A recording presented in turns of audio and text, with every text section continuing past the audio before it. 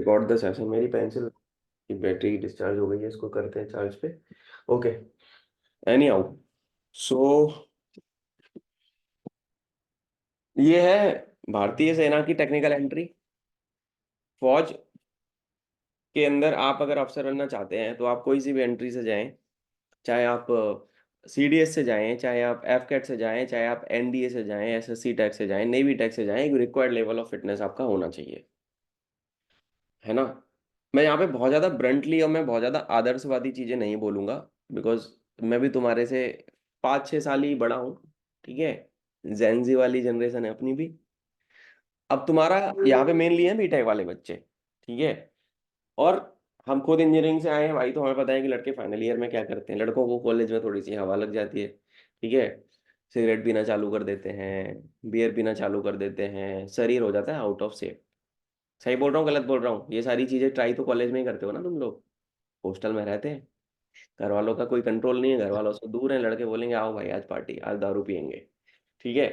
तो ये सारी चीजें चालू करते हैं, उसकी वजह से हेल्थ पे इम्पैक्ट होता है।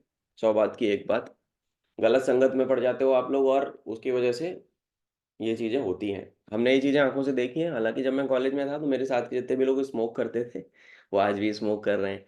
पर वो अपने ऊपर निर्भर करता है कि आप उस क्वालिटी को लेते हो नहीं। मैं किसी भी चीज़ को गलत या सही नहीं बोलूंगा, वो आदमी का इंटरनल अपना पर्सनल चॉइस होता है कि आप क्या चीज़ किससे क्या अडॉप्ट करते हो, है ना।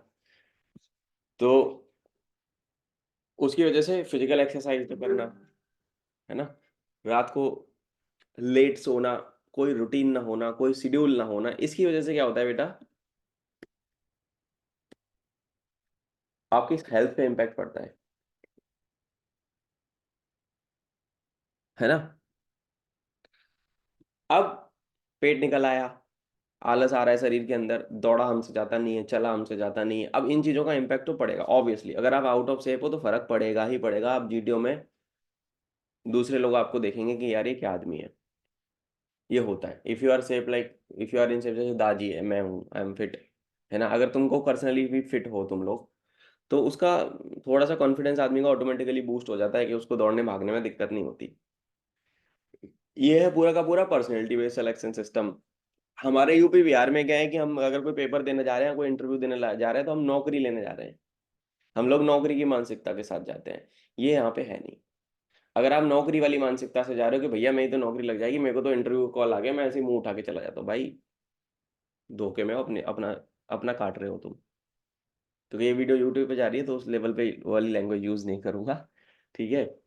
अपना काट रहे हो और किसी का नहीं काट रहे हो। एक वीडियो शेयर करूंगा Daji, I will request you to please put the sir वाला वीडियो जो सर ने भेजा है, अभी उसको डाल दे। वो सर अभी आप मैंने आपको भेजा था वो 1 मिनट का। हाँ, 1 मिनट का जो तूने मुझे भेजा था, जस्ट गिव मी ए सेकंड, मैं हम्म, उस वीडियो को अपने चैनल पे एक बार अपलोड कर दूँ और उसको फिर डाल देना तू, ठीक है। एक बार यस। मुझे अपलोड कर लेंदे उसको, अपलोड कर देता हूँ, तो उसके बाद डालियो। डेढ़ यार, 1 सेकंड भाई, 1 सेकंड, उसको देख लेना भाई। वो हार्श रियलिटी है, और यही है मेन सारी जनता ना मेनली यही कर रही है भाई साहब।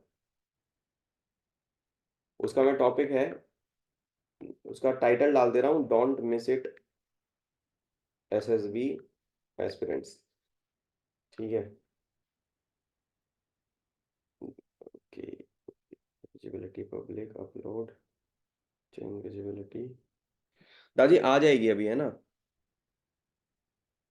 पब्लिश कर दी है, तो you just put it up, ठीक है। फिजिकल एक्सरसाइज नहीं कर रहे हो, तुम्हारी दिक्कत है, करना चालू कर दो। एसएसबी में फर्क पड़ेगा, इंडिविजुअल ऑब्स्टेकल में तुम्हारे से दौड़ा भागा जाएगा नहीं, कोई दूसरा बच्चा तुम्हारी इस वजह से जगह करेगा और फिर तुम्हारे को नंबर मिलने वाले हैं, ठीक है। सीधी सी बात ये है, वहां पे आप अकेले मैदान में हो। ज्यादातर चीजें आप साइकोलॉजी में अकेले हो, साइक टेस्टिंग में जब आप हो तो आप अकेले हो, आपकी साइकोलॉजी साइकोलॉजिस्ट चेक कर रहा है तो आप खुद अकेले लिख रहे हो, वहां पे कोई नहीं है तुम्हारे साथ, ठीक है। फौज का मतलब ही टीम वर्क होता है, बट कुछ टेस्ट ऐसे हैं एसएसबी के अंदर जो कि आपके इंडिविजुअल असेसमेंट पे डिपेंड करते हैं। अगर मैं बात करता हूँ इंटरव्यू की, अगर मैं बात करता हूँ इंटरव्यू में आप इंटरव्यूइंग ऑफिसर जो कि एक ब्रिगेडियर रैंक का अधिकारी होगा, अगर आप आर्मी बोर्ड में जा रहे हो, या he might be a colonel, है ना। उनके साथ आप अकेले बैठे हो आधे पौने घंटे, and he will be judging you on the basis of your BTech का नॉलेज। बीटेक का नॉलेज, तुम्हारी ओवरऑल पर्सनैलिटी, पूरा पीआई की जो तुमने भरा होगा उसके बेसिस पे ये सारी चीज़ें होंगी। मैंने ये चीज़ें फेस करी है, and I will tell you my personal experience कि मैं रो दिया था। रो दिया था इन द सेंस कि मेरी हालत टाइट हो गई थी जब मैं एसएससी टेक 47 में गया था। And my interviewing officer was उस टाइम पे brigadier Akhilesh Bhargava sir, fortunately sir is now in touch with me. उस टाइम पे मेरे हाई हुआ करते थे। तो मुझे ये लग गया था कि मैंने बीटेक करके गलती तो नहीं कर दी कहीं।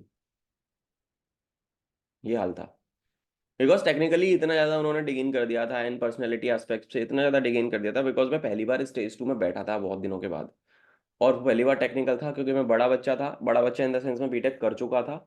और when you are engineering graduate, तो तुम बीए बीएससी बीकॉम, यहाँ पे और भी मिक्स बच्चे हो सकते हैं, यहाँ पे और भी एंट्रीज के बच्चे हों अभी इस वाले उसमें।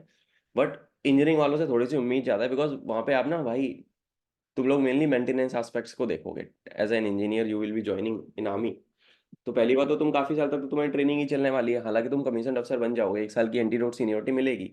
और वहाँ पे आप काम कर रहे होगे ना, तो जेसी उसके साथ काम कर रहे होगे जो 20 20 22 22 साल से सर्विस में है, वो तुम्हें सिखाएंगे। तो उतना level of maturity is required. अगर कोई भी बच्चा इस भ्रम में जी रहा है, ये वीडियो यूट्यूब पे जा रही है, जो भी जनता मुझे यूट्यूब पे जा रही है देख लेना, वो सब्सक्राइब वगैरह कर लेना भाई। कि अगर कोई भी आदमी, बहुत सारे आजकल ऐसे ऐसे एजुकेटर्स हैं, ये सब लोग पढ़ा रहे हैं एसएसबी के बारे में, जो शायद एसएसबी की शक्ल भी नहीं देखी और ना तो उन्होंने इंजीनियरिंग की है, ना उनको कोई एक्सपीरियंस। ऐसे लोग भी आजकल मैदान में बहुत सारे आ चुके हैं। तो वो मिसगाइड कर देंगे कि नहीं नहीं जनरल नहीं भाई। टेक्निकल एस्पेक्ट्स को आप नलीफा वो इग्नोर कर ही नहीं सकते। आपने बीटेक करी है, आपको जस्टिफाई करना पड़ेगा आपने बीटेक करी है।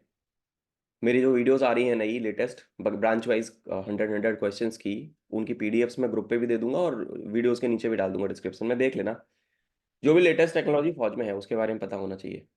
जो जो रीसेंट एक्विजिशंस हुए हैं उसके बारे में आपको पता होना चाहिए। अपने बारे में पता होना चाहिए।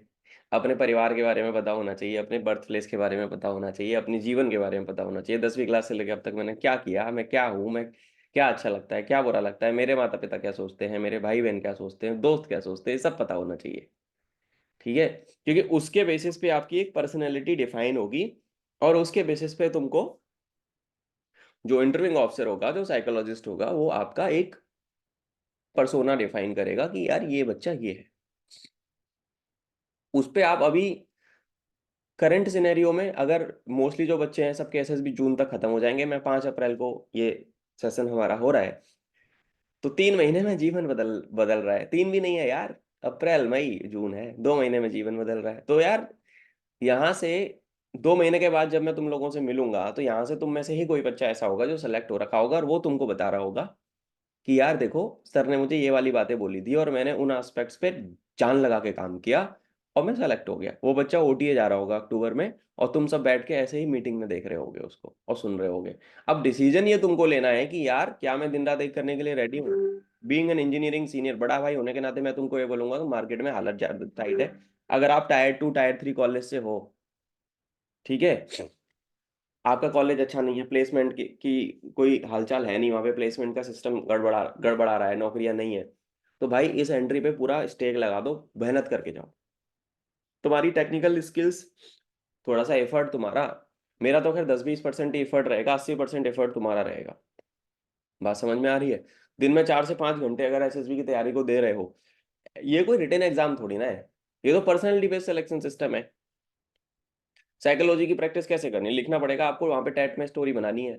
एसआरटी अप्रोच पता होना चाहिए कि क्या राइट अप्रोच है। मैंने सबके पास, कोई ऐसा बच्चा तो नहीं जिसकी मेरे फोन पे जिससे मेरी बात ही नहीं हुई अभी तक। आई थिंक सबसे मेरी बात हो रखी है ना? Every one of you have connected. अभी आज मेरी किससे बात हुई? आनंद से मेरी बात हुई है आज, अचल से मेरी आज ही बात यस सर। हुई देखो। एंड वैसाखिनी तो बहुत दिनों से कनेक्टेड है, बाकी सबसे मेरी बात उदय तो मेरे पास घर पे भी आ रखा है। ठीक है, सबसे मेरी बात हो रखी है। तो उन चीजों पे काम कर लो यार, और जून में ना लाइफ बहुत बेहतर हो जाएगी तुम्हारी फिर। ओटीए गया जाओगे आप, बिहार वाले बच्चे तो खुश हो रहोगे यार, गया तो बगल में ही है ना? तो ओटीए गया जाओगे ट्रेनिंग में। अभी अभी एसएससी टेक की ट्रेनिंग शिफ्ट हो गई है, ओटीए चेन्नई से गया में होगी ट्रेनिंग।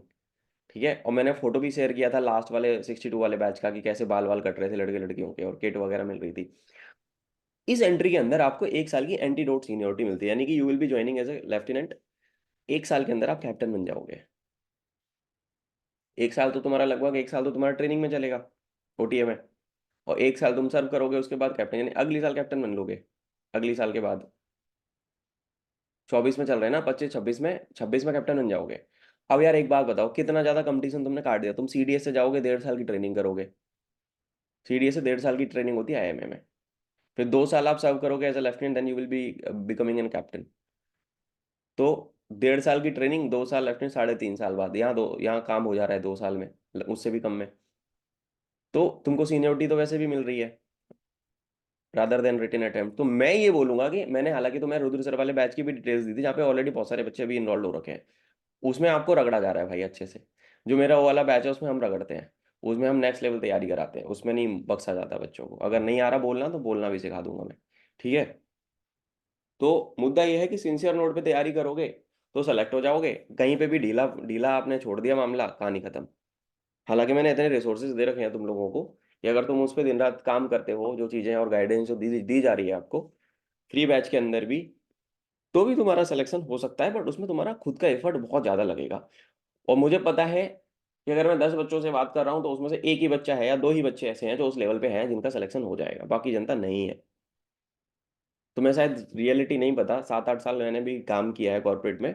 रियलिटी नहीं पता कि बाहर की दुनिया कैसे काम करती है, चीज़ें फौज में कैसे काम करती हैं, या फिर बाहर की दुनिया में कैसे काम कर। अभी तो तुम घुसोगे एग्जीक्यूटिव लेवल पे, धीरे धीरे सीनियोरिटी की लैडर पे चढ़ोगे ना, तब तुम्हें लाइफ समझ में आएगी।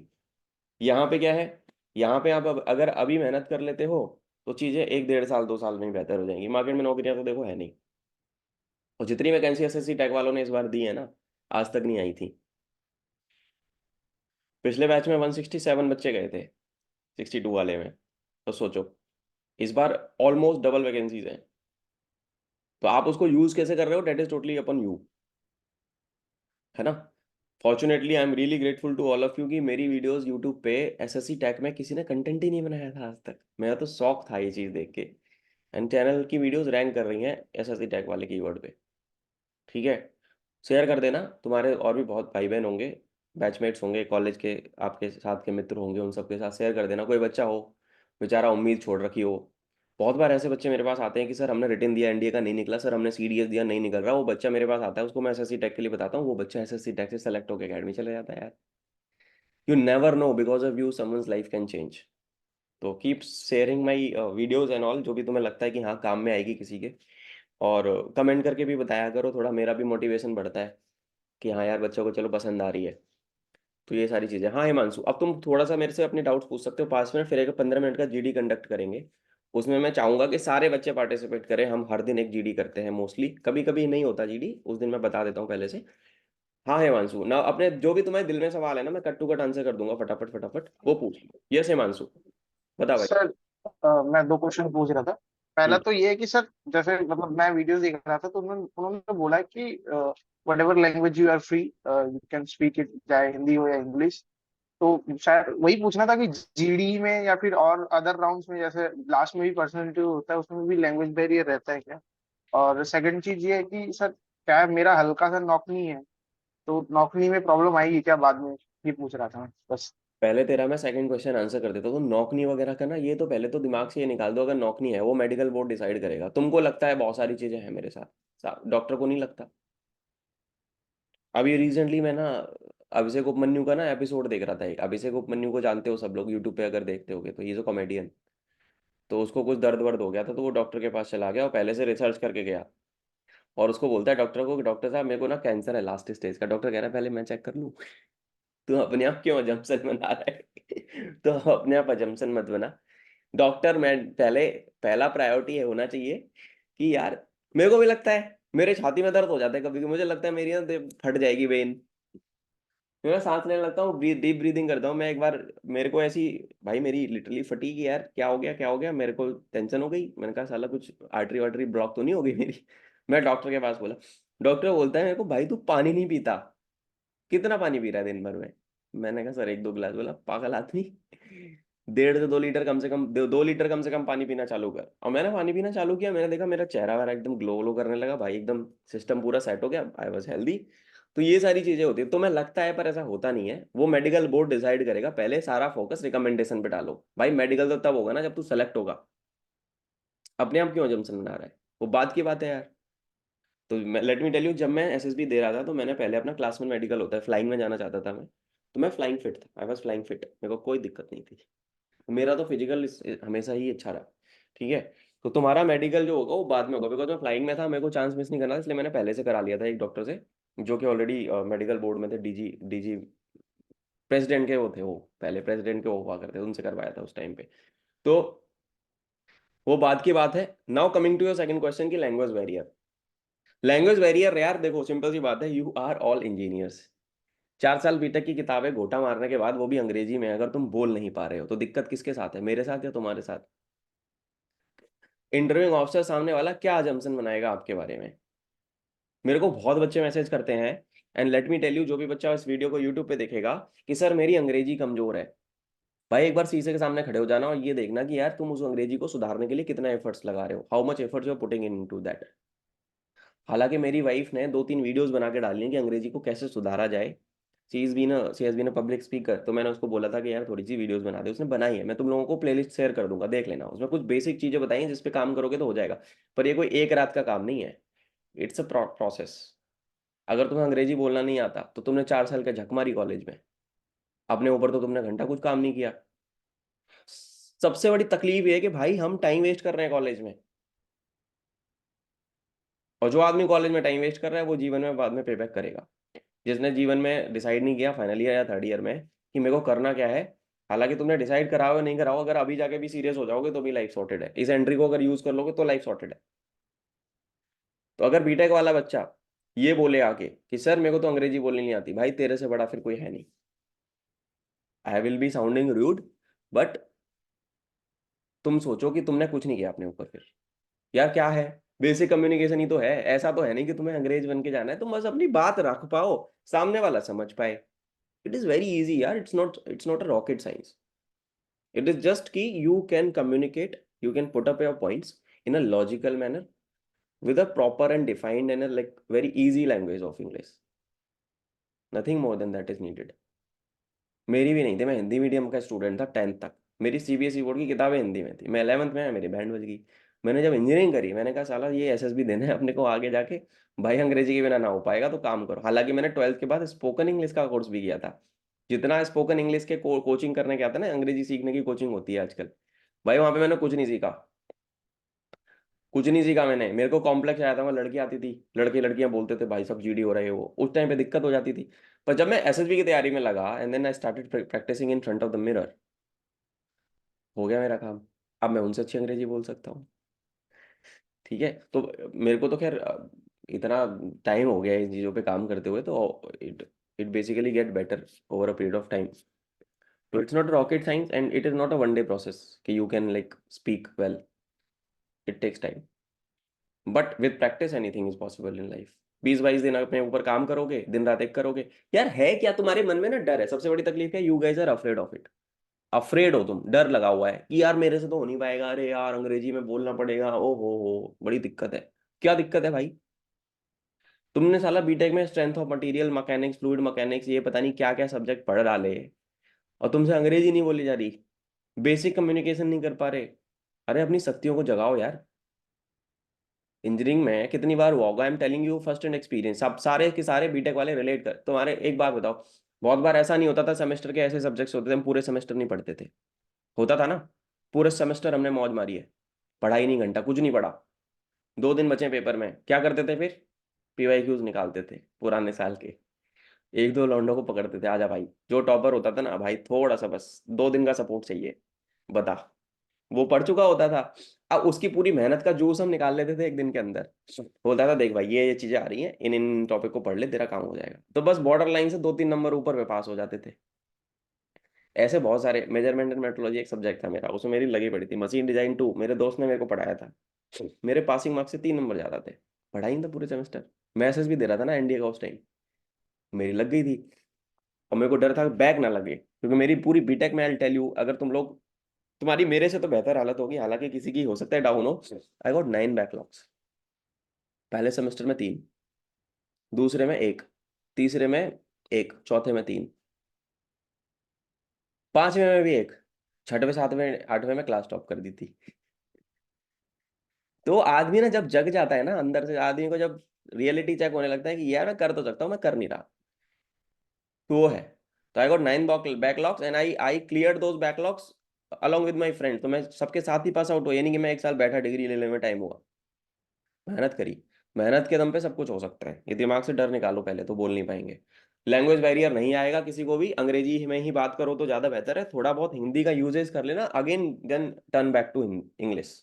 बात समझ में आ रही है हिमांशु, जो तू पूछ रहा था? यस ये आई गॉट इट। हाँ यार, मुझे नहीं लग रहा कि कोई भी बीटेक वाला बच्चा कम्युनिकेट करने में, बिहारी बच्चे हैं, सॉरी बिहारी हैं, यूपी बच्चे, यूपी वाले बच्चे, बिहार वाले बच्चे, बिहारी बच्चे हमारे, यूपी वाले बच्चे, सबसे ज्यादा इनकी हालत टाइट। अरे सर हिंदी, सर हिंदी में तो बहुत अच्छा हाथ है, अंग्रेजी नहीं बोली जा रही। अरे यार क्यों नहीं बोली जा रही तुमसे? तुमने 4 साल कॉलेज में अंग्रेजी में पढ़ी है किताबें, मुझे नहीं लग रहा कि तुम्हें दिक्कत होगी, तुम्हें मन में लग रहा है बस, बट ऐसा कुछ है नहीं, तुम लोग बोल लोगे यार, प्रैक्टिस तो करो, शीशे के सामने खड़े हो जाओ। मैं तुमको लेक्चर रेट पे प्रैक्टिस कराऊंगा कुछ दिन में, लेक्चर रेट के डूज दूंगा। अभी दाजी ने एक वीडियो शेयर करी होगी, उसको देखना, आंखें खुल जाएंगी तुम्हारी। यही हाल है, 90% जनता को आ ही नहीं रहा, लिखना आता ना बोलना आता, क्योंकि उस पर कभी काम ही नहीं करा ना। और जब एसएसबी आया, एक लड़के का भी मेरे को मैसेज आया था, I don't know the name, कि सर मेरा 11 तारीख को एसएसबी है, वो कह रहा सर मुझे मेल आ गया, भाई साहब ने फॉर्म भर के छोड़ दिया, उनको पता नहीं उनकी डेट आ गई। आई थिंक वो यहाँ पे है अभी, कोई बच्चा, नाम नहीं लूंगा, और वो बच्चा समझ गया होगा मैं किसके बारे में बात कर रहा हूँ। ये तो हाल है तुम्हारे, बताओ यार, सीरियसनेस के। और एक बच्चा है जो फॉर्म भरता है, डेट आती है तो डेट अपने हिसाब से सेलेक्ट करता है, उसको 2 महीने का टाइम लेता है कि हाँ इतने दौरान मैं तैयारी करूंगा, साइकोलॉजी प्रैक्टिस करूंगा, है ना, इंटरव्यू की तैयारी करूंगा। दाजी कर रहा है, दाजी पूरा सिस्टम से कर रहा है। पीपीडीटी में ग्रामर भी चेक होती है, पीपीडीटी में ग्रामर चेक नहीं होती, पीपीडीटी में ओवरऑल कम्युनिकेशन। ये तू लिखने वाली बात कर रहा है या डिस्कशन की बात कर रहा है? पीपीडीटी में पहले तो तुम्हारी चील उड़ेंगी, चील तोते उड़ जाएंगे वहां पे, राइटिंग बहुत जल्दी जल्दी आप लिखते हो ना, तो राइटिंग उतनी अच्छी नहीं आएगी, प्रेशर होता है। पर अगर तुम उसकी पहले से प्रैक्टिस करके जाओगे, 15-20 स्टोरी पहले से बना लोगे, तो यार कोई तकलीफ थोड़ी ना है। ग्रामर नहीं चेक होती, पर हाँ ओवरऑल देखा जाता है। ठीक है, लिखने वाले में हाँ हाँ देखा जाता है यार, एक बार नजर मारता है, मतलब उतना, एक बार असेसर नजर जरूर मारता है उस पर। ऐसा नहीं तूने उसमें हक दिया, कुछ भी लिख दिया अंट। बहुत बार ऐसा होता है कि तुम्हारी स्टोरी पूरी भी नहीं हो पाती, पर तुमने नरेशन में तगड़ा लेवल पे बोल दिया, वो हर चीज ऑब्जर्व हो रही है यार। स्टेज 1 में तो ऑब्जर्वेशन उनका नेक्स्ट लेवल होता है, स्टेज 1 की टेस्टिंग में जब आप जाओगे ना, तुम सोचो ना कि 400 बच्चे जा रहे हैं, उन्हें 440 सेलेक्ट करने हैं, तो बोर्ड पे कितना प्रेशर है, असेसर्स पे कितना प्रेशर है कि 400 में 40 बच्चे सेलेक्ट करने हैं, तो वो किस लेवल पे फिल्टर कर रहे होंगे, वो छोटी छोटी गलतियों पे भी फिल्टर कर देंगे तुमको। वो तुम्हारे ऊपर निर्भर कर रहा है कि तुम उस एंट्री में जा रहे हो, जब डायरेक्ट एंट्री में जा रहे हो, सीडीएस में 40 बच्चों की रिपोर्टिंग होती है, I tell you, I have been to CDS entry. 40 बच्चों की रिपोर्टिंग होती है, तुम्हें पता है कितने बच्चे स्क्रीनिंग होते हैं? 32-35, 5 को स्क्रीन आउट किया जाता है, क्योंकि यूपीएससी का पेपर पास करके आया है वो बच्चा, उसने मेहनत करी है। तुम मुफ्त में जा रहे हो, थोड़ा सा तो वो करेंगे तुम्हारे साथ वो चीज, है ना। पर वो किसी भी डिजर्विंग बच्चे को बोर्ड बाहर नहीं करता। बोर्ड को लगता है बच्चा अच्छा है, मेहनत कर रहा है, बोलने में ठीक है, कम्युनिकेशन पे सारी चीजें डिपेंड करती है, 90% of how you speak there in stage 1 का narration, how you participate in the group, ये सारे डूज मैंने तुम लोगों को 2 पीडीएफ आई हैं, SSB screening master plan and basic dos for aspirants, 2 PDF भेजे हैं, 10 पन्ने हैं, मेरे हाथ से लिखे गए हैं वो। उसके दम पे कोई भी बच्चा मेरा आज तक स्क्रीन आउट नहीं हुआ, अगर उसने वो फॉलो किया है। जिसने नहीं किया उसको तो कुछ बोल ही नहीं सकते, पर जिसने वो चीजें बाई हार्ट कर ली। एक बच्चा था वो, काफी आर्थिक स्थिति उसकी बड़ी कमजोर बैकग्राउंड का बच्चा था वो, बोलता भैया मुझे करना है, ही इज इन ओटीए। तो वो, अब मैं सर्विंग जो बच्चा, एक बार मेरा रिश्ता उससे बस ये रहता है कि ही turns into a brother when he join the academy, not a student. कहता भैया, उसके पापा वो करते थे, किराने की दुकान चलाते थे। बोला भैया मेरा ना एसएसबी इंटरव्यू, मेरे ना कॉलेज में बड़ा बुरा हाल है, प्लेसमेंट होगा नहीं, और मैं पढ़ने में भी एवरेज हूँ, पर मुझे ना भैया ये करना है, वो करना है, मेरे पास कोई और ऑप्शन नहीं, मैंने एनडीए दिया, मेरा कभी नहीं निकला एनडीए। मेरी मैथ वीक थी 11 12 की, तो मुझे लगा कि यार ये मेरे जैसा बच्चा है, मेरे को थोड़ा सा उससे रिलेशन सा फील हो, मैं कहा ये मेरे जैसा है, इसकी भी फटी पड़ी है तो पर ये करना चाहता है, उसके अंदर विल थी, वो करना चाहता था। बोला भैया आप जो बोलोगे मैं करूंगा, मैं पूरी मेहनत करूंगा, मैं सब बंद कर दूंगा, मैं फोन सोशल मीडिया सब बंद कर दूंगा, बस कुछ दिन प्लीज मेरे को बता दो। तो मैंने कहा पहली बात तो तू दिमाग से टेंशन निकाल, और स्टेज 1 को पार करके स्टेज 2 में कैसे जाना है, जो मैंने तुमको 10 पेज की पीडीएफ भेजी वही सेम उसको भेजी। उसने बोला भैया मैंने 50, जब वो स्क्रीनिंग हुआ ना उसने मुझे बोला कि भैया मैंने ये 50 बार पढ़ी थी। लगभग 50 बार, रात रात में मैंने लगभग 50 बार पढ़ी। उसके बाद फिर मैंने हर दिन में 3-4 बार में रिवीजन करता था। मैं एक सिमुलेशन ऐसा क्रिएट कर लेता था, बिकॉज बीटेक वाले हो, तुम्हारे अंदर दिमाग तो है, तुम यूज नहीं कर रहे हो, बात अलग है। बोला कि मैंने सिमुलेशन ऐसा क्रिएट किया, मैं आंखें बंद करता था, मैं सोचता था, विजुलाइज करता था कि मैं रूम में बैठा हूँ, मेरे आसपास 7-8 लड़के इधर, 7-8 मैं बीच में हूँ, या मैं कॉर्नर पे, मैं बीच वाली लोकेशन पे भी प्रैक्टिस कर रहा हूँ, मैं इस कोने पे भी बैठा हूँ, इस कोने पे भी बैठा हूँ, मैं हर हर तरीके का सिमुलेशन माइंड में रन करता था भैया।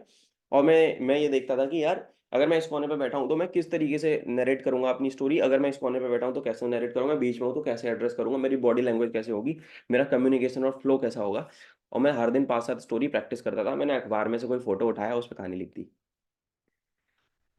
और रुद्र सर वाली जो किताबें हैं ना, रुद्र सर वाली किताबें भी उसने पढ़ी थी। बाय द वे, मैं रुद्र सर का जो पेड बैच का लिंक तुम्हें दिया है ना, वो उनके पास भी मैंने भेजा था। एंड उसने सबकॉन्शियस लेवल पे तैयारी कर डाली भाई। वो आदमी ऑलरेडी ओटीए में जाने से पहले ओटीए में था। So this is the level of preparation kids are doing. This is the level of preparation people are doing. If you are not doing it, then you see कि आप क्या करना कर रहे हो। लेक्चरेट पे टिप्स, यार तू पहले स्टेज 1 तो क्लियर कर ले, लेक्चरेट पे टिप्स लेके क्या करेगा यार, वही वाली बात है। देखो तुम्हारी, तुम लोग का क्या है, you guys do not follow the process, तुम स्टेप बाय स्टेप जाते ही नहीं हो, तभी तो तुम फेल होते हो जीवन में। पहले स्टेज 1 में कैसे क्लियर करोगे, वो तो कर लो यार क्लियर। फिटनेस अच्छा नहीं होने से स्क्रीनिंग में कोई घंटा फर्क नहीं पड़ता, स्टमक फैट कोई फर्क नहीं पड़ने वाला यार, तेरी शकल, तेरा वेट, तू काला है गोरा है, ठीक है, तू मोटा है पतला है, फर्क नहीं पड़ेगा। तू कैसे अपने आप को रिप्रेजेंट कर रहा है, उससे सबसे ज्यादा फर्क पड़ेगा। हाँ, स्टेज 2 में जब तू जाएगा तो तेरा मोटापा तेरे को दिक्कत देगा, तो इसलिए तू दौड़ना चालू कर ले। मैंने इस पे लास्ट लेक्चर में बताया, why fitness is required, why fitness is important. मैंने लास्ट जीडी में यही बात करी थी कि फिटनेस पे काम कर लो। मैं 29 साल का होने के बावजूद मैं बीएमआई के रेंज में हूँ अपने। क्यों हूँ? क्योंकि मैं, हाँ, एक घंटे पसीना बहाता हूँ रोज, योगा करता हूँ, कैलिस्थेनिक्स करता हूँ, दौड़ मार के आता हूँ 4-5 किलोमीटर, आज भी करता हूँ। किस दिन मैं सोता नहीं हूँ, पर मैं अपना फिटनेस नहीं छोड़ता। ठीक है, क्योंकि जब आप रिकमेंड हो जाओगे ना, तो फिर आपको वेट कम करना ही पड़ेगा ऑब्वियसली। ठीक है। अच्छा, अब यहाँ पे कुछ के ग्रामर का हो गया, 10 अप्रैल को है, तो 10 अप्रैल वाले बच्चे को तो मैं बोलूंगा कि जो मैंने 10 पेज की पीडीएफ भेजी है भाई, उनको याद कर ले। जीडी सारे पुराने देख डाल, बहुत सारी बातें मैंने बताई हैं, 15 लेक्चर्स ऑलरेडी इसमें हैं। हर दिन जीडी में आओ, मेरे से पर्सनली कनेक्टेड रहो। मैं रुद्र सर के पास भी भेजूंगा, तो इतना टाइम तो है नहीं कि तू पेड बैच में जाके भी कुछ उखाड़ लेगा, तेरे पास बिल्कुल टाइम नहीं है। तो तू बस स्टेज 2 में कैसे भी करके स्टेज 1 क्लियर करके स्टेज 2 में पहुंच। ऊपर वाले का नाम लेना, just be your self, be honest, follow the process, go with the flow. और अपनी लाइफ को एक बार रिविजिट कर लें, 10th क्लास के बाद मैंने क्या किया है, मेरी प्लस माइनस क्या है, क्या अच्छा है क्या बुरा है, ये सब चीजें देख ले। तो क्या लिख रहा है Uday? Thor Ragnarok with his eternal flame injuring books. पता नहीं क्या लिख रहा है, उदय की बात ही नहीं समझ में आ रही। Okay, running is good be only 2 kg भाई, 2 kg, 2 किलो, 3 किलो, 5 किलो। मेरे पास एक ऐसा लड़का था, वो कह रहा 20 किलो अबव है। भाई मैंने उसको बोल दिया कि तू कर क्या रहा है जीवन में, वो उसने ग्रुप ही छोड़ दिया टेंशन में आके। फिर उसने वापस, उसको मैंने मैसेज किया, मैंने ग्रुप से क्यों निकला, बोला सर मेरे को कॉम्प्लेक्स आ गया। मैं, कॉम्प्लेक्स आने वाली बात ही नहीं है, तू थोड़ा सा मेहनत करना, 4-5 किलो कम कर 1-1.5 महीने में, उसके बाद देखेंगे जब तू सेलेक्ट हो जाएगा तो फिर वैसे भी कम हो जाएगा।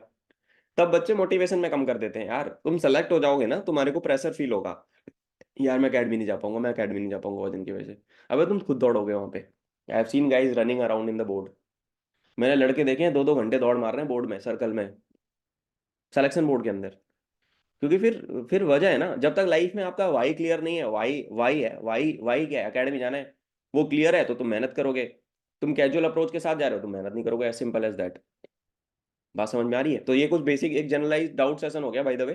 5 मिनट बचे हैं हमारे पास लगभग। किसी के मन में और भी कोई सवाल है तो पूछ लो, फिर रीजॉइन करेंगे एंड देन एक जीडी करेंगे 15-20 मिनट का। किसी के मन में और भी कोई सवाल है ना, जो भी बच्चे आज पहली बार आए हैं, पूछ लो भाई, ताकि बाहर के बच्चे सर जब, सर एक हाँ यस, सर क्वेश्चन सर पर छह सर 6 SSP अटेम्प्ट किए सर। उसमें सर 5 बार सर स्क्रीन आउट ही हो गया, तो हर बार जाता हूँ स्क्रीन आउट हो जाता हूँ सर।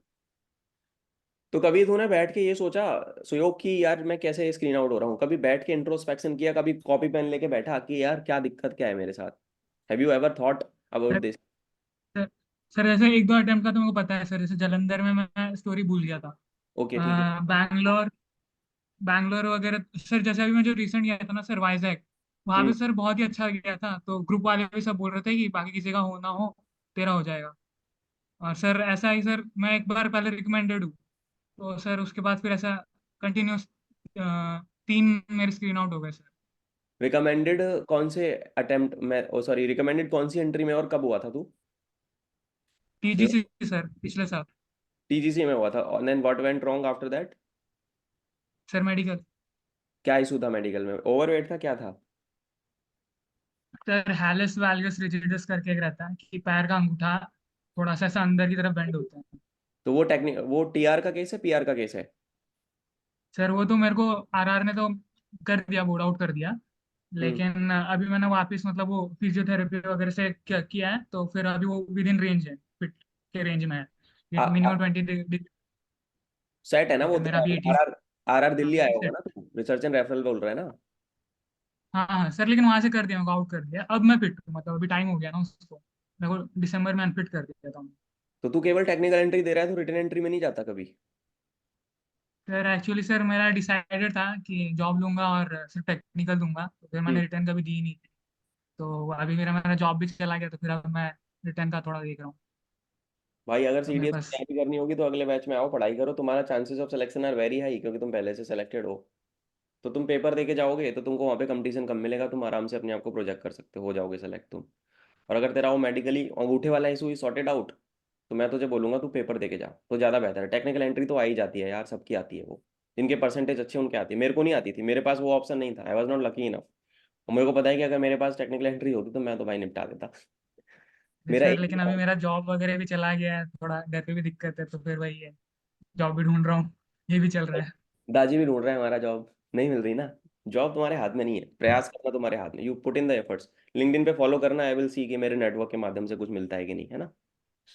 Okay help sir. की हुई। ठीक है, और कोई बच्चा सर भी ये बोल। स्क्रीन आउट का ही बता।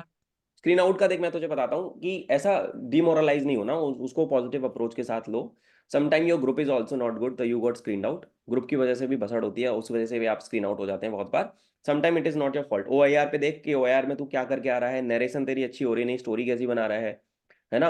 एंड देन जब तू रिकमेंड हुआ था उस अटेम्प्ट में तूने क्या चीजें की थी, तुझे अच्छे से याद होगा, उसको एक बार रिविजिट कर। And then you compare performances in the rest of the attempts, when you was recommended and when you was screened out. Copy pen लेके बैठ, लिख। You will be able to figure out कि क्या दिक्कत आ रही है। Stage one okay testing sir. वैसे तो थोड़ा सा जुआ टाइप मान लो, क्योंकि असेसर्स भी कभी कभी बोलते हैं इस बारे में, बट पता लग जाता है यार, है ना? एक बार मैं स्क्रीन आउट हो गया था क्योंकि मेरे गले में से आवाज नहीं निकल रही थी, मेरे को ठंड लग गई थी, बोल नहीं यार। सो वो वाली बात होती है। हाँ सर, मतलब ऐसा हुआ है सर, जैसे एक दो अटेम्प्ट का तो पता है मेरे को कि मैं स्टोरी भूल गया, तो कम्प्लीटली माय फॉल्ट, उसमें तो कोई कुछ बोल ही नहीं सकता कि बीच में आप अटक जाओ नरेशन करते करते। हाँ, तो आप प्रोजेक्शन लेकिन नहीं ऐसा। कर पा रहे हो, you are not able to projection नहीं कर पा रहे, तो इस वजह से ही दिक्कत हो रही है तेरे को। ठीक है, तो ओके अगले सर। अटेम्प्ट में जब जाएगा ना, तो ये go all guns blazing, prepare कर ले, प्रैक्टिस करके जा। इनको कोई सामने बोर्ड को कोई मौका मत दो कि तुम्हें रिजेक्ट करे। ठीक है, एंड नंबर तेरे पास है, यू बी इन टच, करते हैं इसको, सॉर्ट करेंगे मिलके, ठीक है? Hello okay sir. भैया। यस यस जय। भैया आपसे थोड़ा एक ओपिनियन लेना था, एक हाँ एडवाइस लेनी थी आपसे। फिलहाल मैं ना 8th में हूँ, मैं सिविल इंजीनियरिंग करी है मैंने। हम्म। और अभी मैं 3 महीने की इंटर्नशिप में फिनिश करूंगा 15 अप्रैल को। ठीक है। एक कंपनी में इंटर्नशिप मिली थी, तो वो कंपनी ना मुझे जॉब ऑफर दे रही है, मतलब 25,000 पर मंथ जॉब ऑफर कर रहे हो मेरे को। हम्म। एंड मेरा SCC टेक भी अभी 63 का 13 मई को। ठीक सो है। मुझे थोड़ा एक कंफ्यूजन था कि मैं अभी फिलहाल जॉब एक्सेप्ट करूं या थोड़ा टाइम लेके रिटर्न की प्रिपरेशन करूं या SSB पे फोकस करूं, थोड़ा ये डाउट चल रहा था। ओके, आंसर करता हूँ इसका। एक एक बार एक चीज बता दो, बीच में this meeting will be expiring 1 minute से कम समय, बिकॉज हम लोग जूम का फ्री वर्जन यूज करते हैं। You guys can you guys rejoin कर लो। रीजॉइन जब हम करेंगे तो मैं ओके। जैक के क्वेश्चन को आंसर करूंगा, एंड देन वहीं पे फिर हम जीडी अपना स्टार्ट कर देंगे। किसी और का भी एक आध सवाल होगा तो वो भी मैं ले लूंगा। ये सेशन जाएगा यूट्यूब पे, ठीक है? तो बाकी बच्चों को भी हेल्प हो जाएगी। रीजॉइन कर लो जय, तेरा आंसर मैं करता हूँ, मैं समझ गया तेरा क्वेश्चन क्या है। ठीक है, आ ओके जाओ भैया। Quickly rejoin.